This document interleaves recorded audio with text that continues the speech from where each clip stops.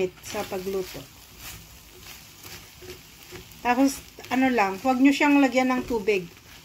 Yung butter lang yung panluto nyo. Tapos, takpan nyo para maluto ng maigi sa loob ng, yung hipon. Kasi minsan hindi siya maluto pag hindi tinakpan.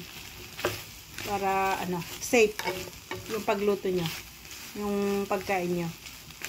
And guys, so malapit na maluto. Yummy!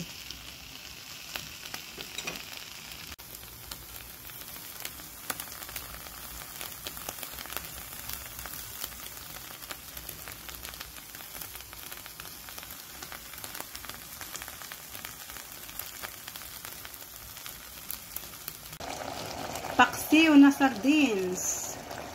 Ang ulam. Look at that. Very delicious. Yummy.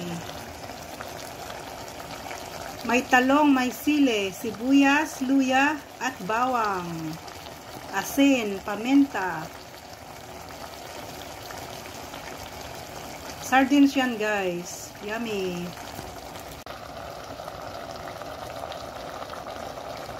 Ito ang ulam sa Easter guys. Nagluto ako ng sardines na may luya, talong, sili, sibuyas, bawang, asin, paminta, at suka.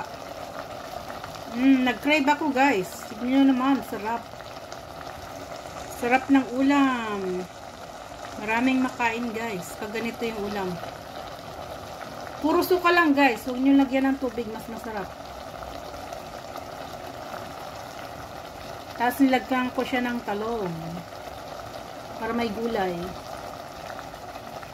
Yan ang ulam ko guys. Ang bango. Nakakagutom yung amoy niya guys. Nag-blend yung asim, alat. ng ulam natin na paksiw. Matagal akong hindi nag-ulam ng paksiw guys. Kaya nag-crave ako.